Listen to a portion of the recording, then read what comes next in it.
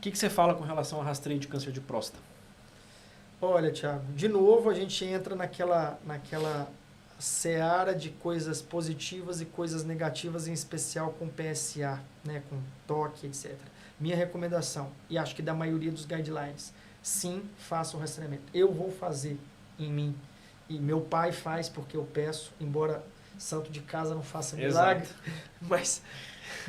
Casa de ferreiro, espeta de pau. Exato, mas na minha visão, o paciente, também a idade é controversa, mas em geral ao redor de 50 anos. Né? Hoje os guidelines falam para quem não tem nenhum fator de risco aos 50 e quem tem algum fator de risco começar aos 45. O fator de risco principal é ter histórico familiar, né, de primeiro grau, ou ser negro, né? A gente sabe que o câncer de próstata a incidência é maior. Então, eu acho que sim, eu acho que tem que ter urologista nessa jogada. Não estou puxando lá para sua sardinha para você aqui, porque eu estou do seu lado, mas é o que eu falo para os meus pacientes. Tem que ter urologista, para o urologista fazer o toque retal, conhecer a anatomia daquela próstata e poder ir acompanhando ela ao longo dos anos, em consultas anuais em geral que vocês fazem. E acho que o PSA também tem seu valor, agrega. A gente sabe que nem todos os tumores vão expressar PSA, mas é um marcador que também pode auxiliar.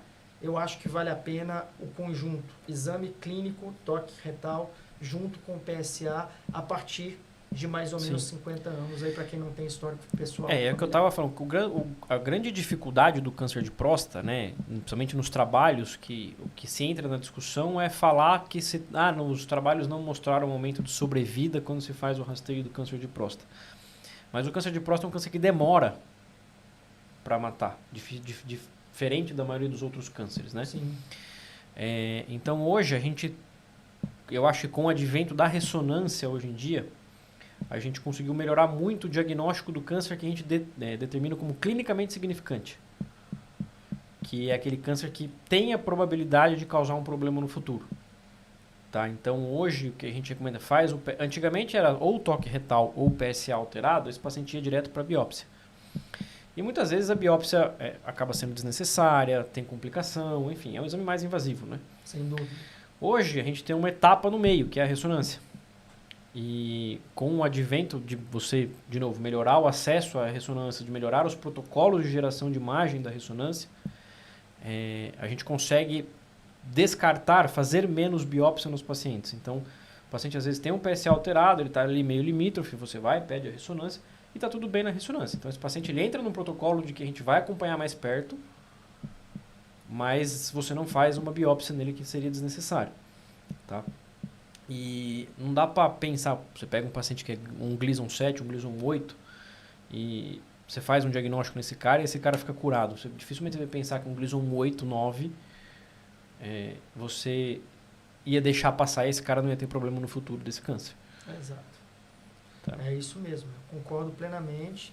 Eu acho que à medida que aí entra aquela questão que a gente comentou de por que também deve estar aumentando a incidência, melhora tecnológica. Se a gente tem mais ferramentas e daqui a pouco inteligência artificial ajudando nesses laudos, né, para dar mais precisão e falar, pelo aspecto dessa lesão, provavelmente é um Gleason. Talvez a gente chegue nesse ponto, a gente né, chega ao diagnóstico de chegar sem precisar de biópsia da patologia com um exame de imagem muito bom, muito bem executado, com uma plataforma e um software capaz de dar essa precisão. Ainda não é isso, mas por que não?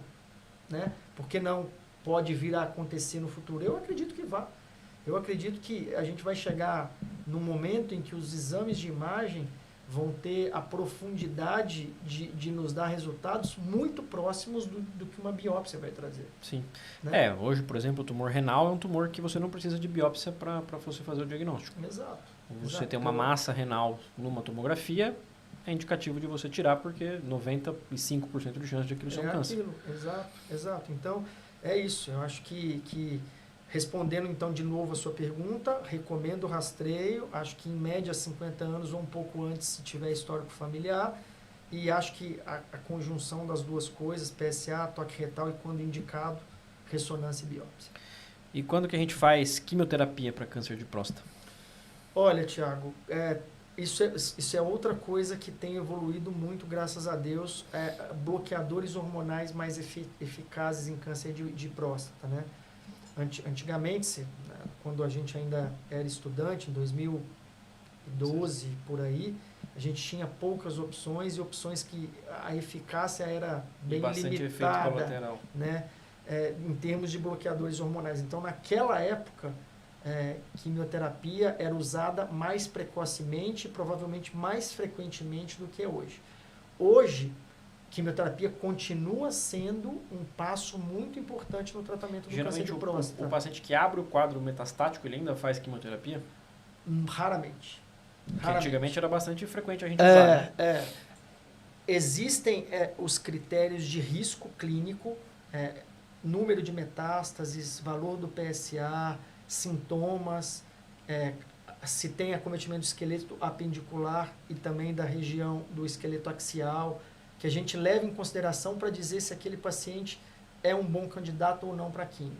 E pode ser que sim, que seja necessário, mas acho que a maioria das pessoas a gente consegue tratar com bloqueador hormonal como primeiro tratamento, né? Tem estudos associando as duas coisas para populações de muito alto risco, estudos recentes. Então, um bloqueador hormonal novo, junto com a quimioterapia, o docetaxel, junto com a castração química, né? Que é a gozerelina ou a leuprorelina, que é a terapia tripla que a gente chama.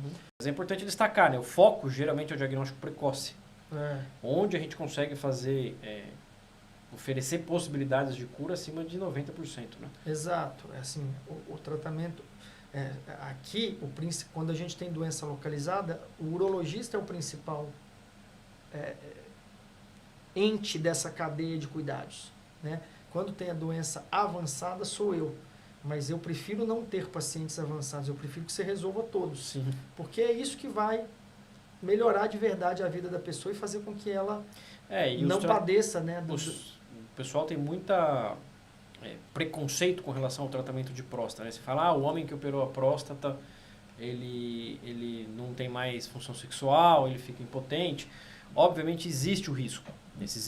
Não tem como a gente falar, reduzir a zero, mas com a introdução da cirurgia robótica, com a melhora da técnica cirúrgica, o diagnóstico mais precoce, isso tem reduzido bastante.